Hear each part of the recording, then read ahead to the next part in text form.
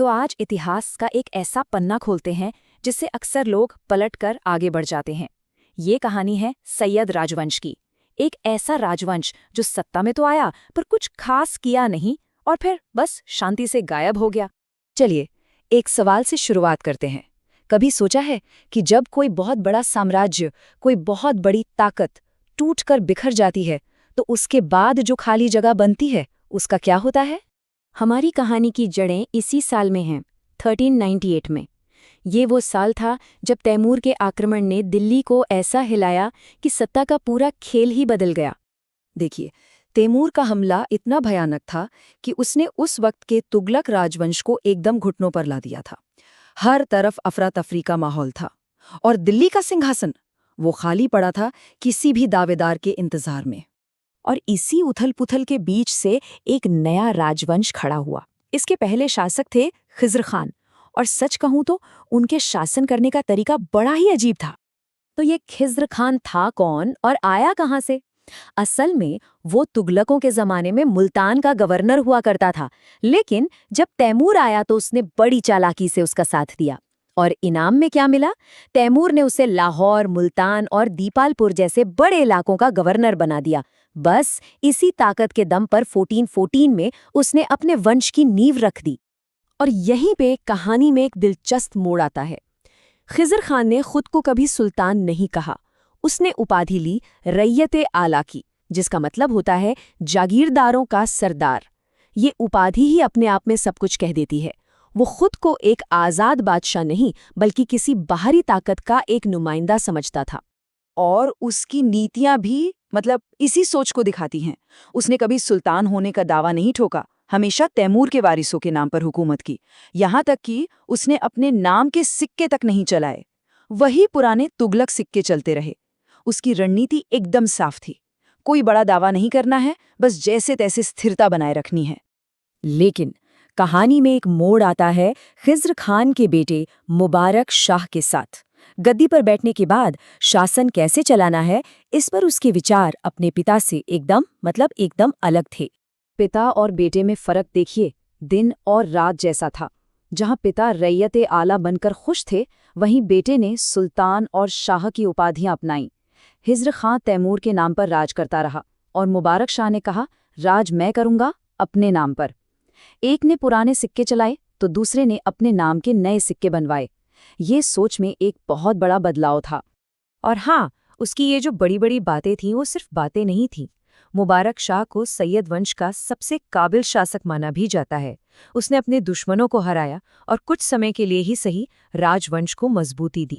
लेकिन मुबारक शाह के बाद कहानी फिर से पटरी से उतरने लगती है।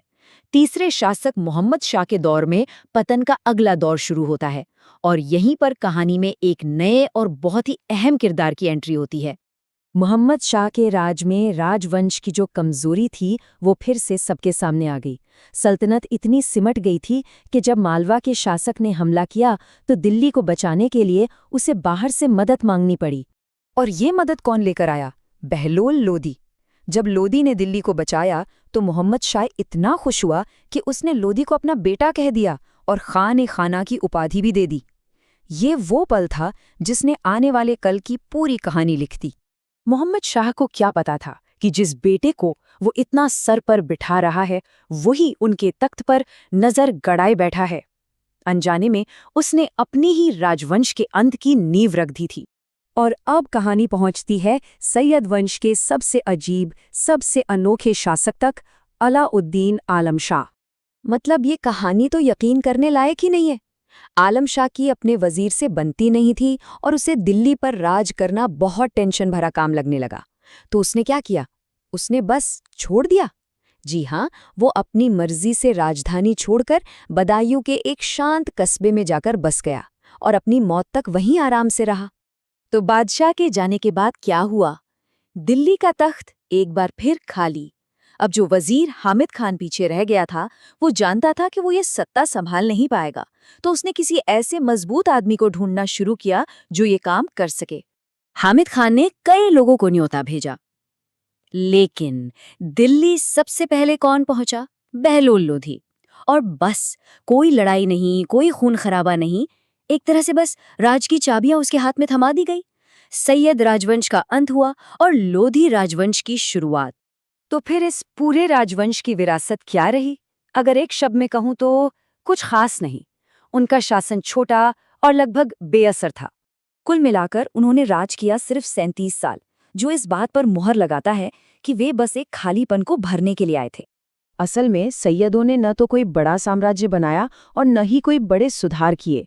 उनका असली काम था इतिहास के एक खालीपन को भरना, मतलब तुगलकों के पतन और लोदियों के उदय के बीच एक पुल बनना।